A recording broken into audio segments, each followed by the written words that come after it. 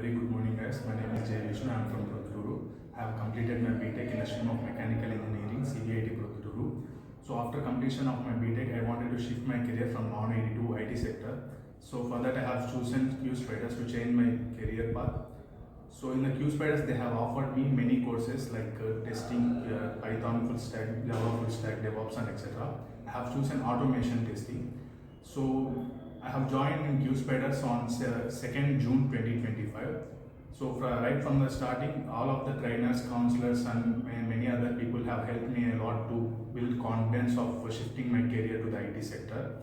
Also, the way they are teaching, the way they are interacting with the student was completely good. And when they are preparing us to the interview, the sessions like grooming session, in the grooming session they prepare us for presentations, mock interviews, and etc. Which will make us to overcome about our fear and everything. So our trainer Revan sir have helped me a lot to overcome my fear about shifting my career. So before joining here, I was not sure to get a job in the IT sector, but the Qspiders gave me the job in the IT sector within the 15 days of my joining.